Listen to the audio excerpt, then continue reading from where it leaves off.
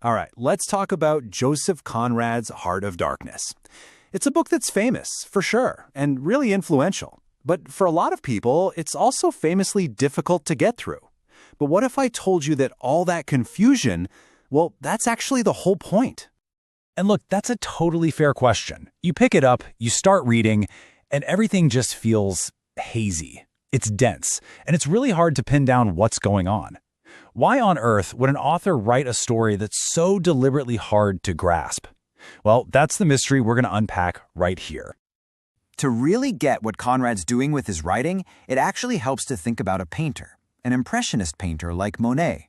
I mean, look at this harbor scene. You don't see sharp, clear lines, do you? You get a mood, a feeling, an impression of light bouncing off the water.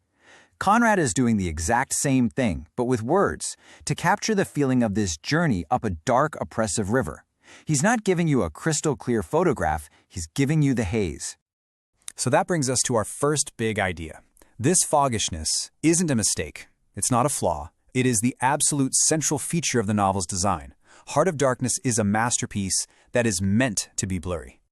And here's the wild part. Critics and readers have been praising this book for over 100 years, not in spite of how difficult it is, but because of it. The novel's real power, its ability to get across the moral horror of the story, comes directly from that deliberate ambiguity, what Conrad himself even called its foggishness. So, who was the man who decided to write a book this way? To really understand the story, you kind of have to understand his story. So let's dig into the life of Joseph Conrad and see how this all came together.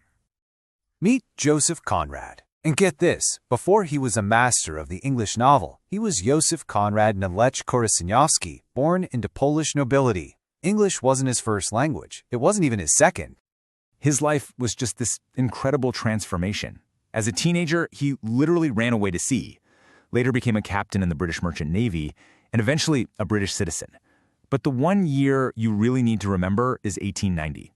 That's when he captained a steamer up the Congo River, and the brutal, horrifying reality of colonial exploitation he saw there, it changed him forever. That became the raw, haunting experience he would later pour into Heart of Darkness. So what's the actual story that came out of all that experience? Let's take a quick run-through of the plot. At its heart, it's a quest story. Our narrator, a guy named Charlie Marlowe, takes a job as a riverboat captain. His mission? Travel deep into the African interior, up the Congo River, to find a man named Kurtz. Kurtz is the company's Star Ivory agent, this legendary figure who has suddenly gone totally silent. Now, the way Conrad tells this story is super important and honestly, a little tricky. He uses something called a frame narrative. It's basically a story inside of another story. So we aren't hearing Marlowe's adventure directly. Instead, we're on a boat in London, listening to this anonymous narrator who's listening to Marlowe tell his whole long tale. This layering thing is totally deliberate. It adds another level of distance, of ambiguity. It's like we're hearing a distant, hazy echo of a memory. The real journey here isn't just up a river. It's a journey deep into the human soul. The central conflict is all about morality. What happens when you take so-called civilized people and you drop them in a place with no rules, no society, no one watching? Do they hang on to their morals or do they just give in to savagery? Marlowe gets his answer when he finally reaches Kurtz and finds that he hasn't just given in to temptation. He's become this terrifying, godlike monster in the jungle. Okay, so this brings us right back to that big question we started with. Why the haze? Why make it so blurry? This right here is where we find the true genius of the novel. The style is the substance. See, Conrad was writing at the dawn of this whole new artistic movement called modernism.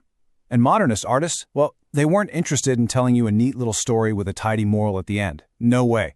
They wanted to plunge you, the reader, directly into the messy, confusing, and often dark reality of human experience.